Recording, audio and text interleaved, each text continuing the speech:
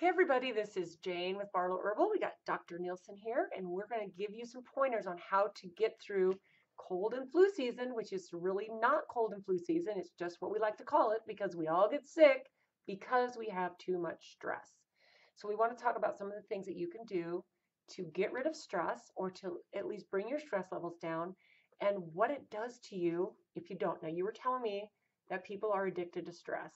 Well, yeah. So to understand, I mean, we all have stress. You go and work out, that's stress, but it's manageable stress. So when we think of the stress response, it's you hear the fight or flight response. So let's say you're driving here and somebody, or you're driving to work and somebody cuts you off, and for a moment, you go into a stress response and it's there for a reason. It's to keep us safe. It's to keep us protected. So we're constantly watching, am I safe? Am I safe? Am I safe?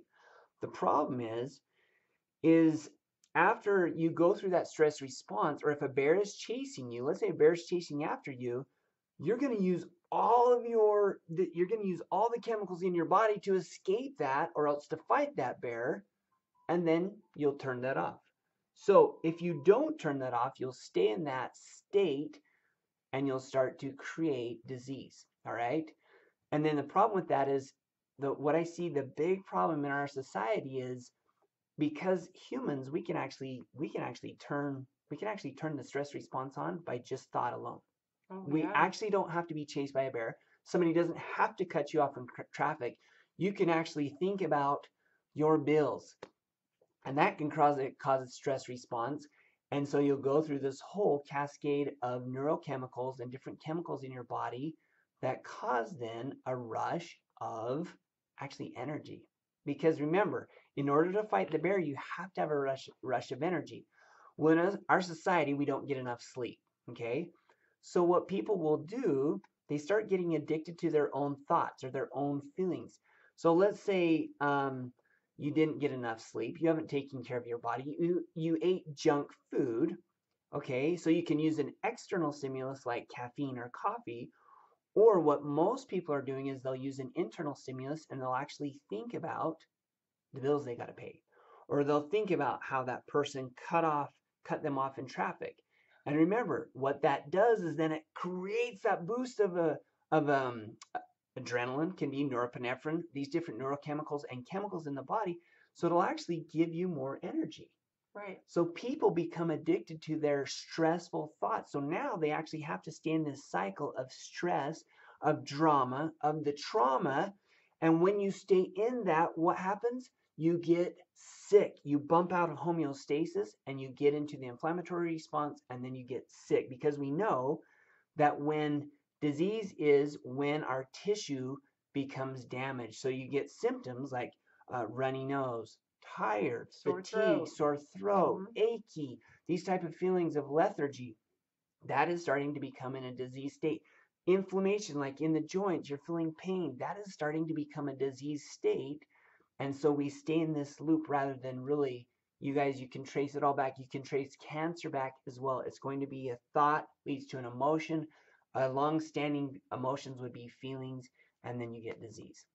Yeah, So hopefully that helps. Hopefully no, that that's helps you understand so you can so own it. helpful. Yeah, Okay? because I think that I don't think anyone really ever thinks about being addicted to stress because it gives them energy. Even But though it it might does. be, yeah, Yeah.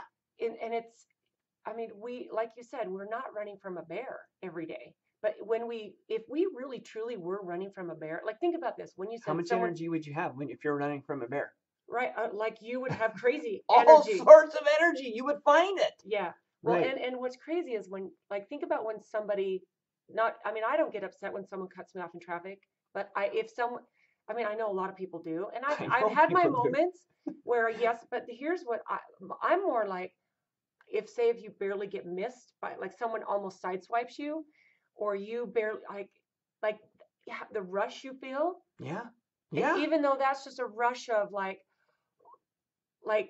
I mean, it's just such an abnormal response. So what would you say, how do you deal with something that is a stress that you can't, now see, to me that's not something I can control. Now if I get upset with someone cut me off in traffic, I can control that part. Yeah, you can. But, You'll but feel it. You say a prayer of gratefulness, and then you let it go. and then you just kind of release it. Okay, but it's the problem is it's the people that they'll think of you guys. If you guys are staying in drama and trauma, you have a problem. You are using that over and over to create energy in your life to be able to. You'll keep it in your life.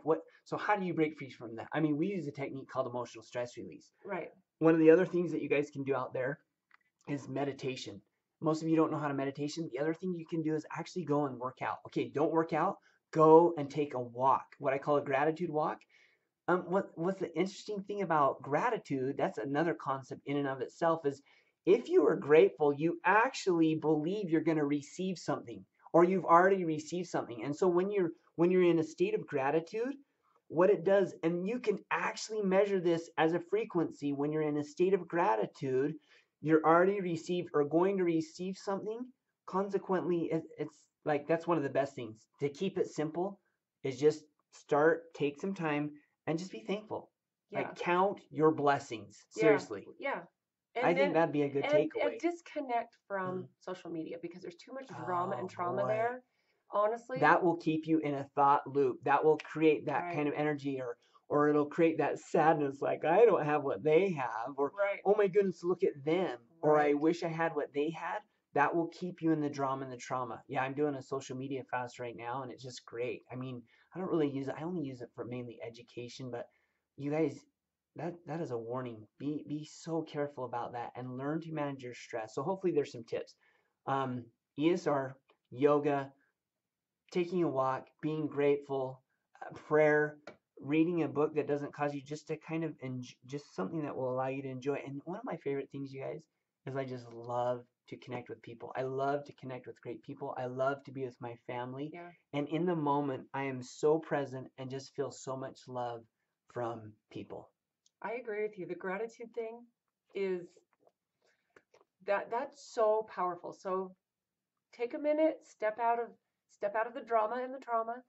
And Yes. I think I'm going to title this, Are You Addicted to Stress? Yeah. Are you addicted to the feelings of stress? Because like I said, I have a couple of siblings who I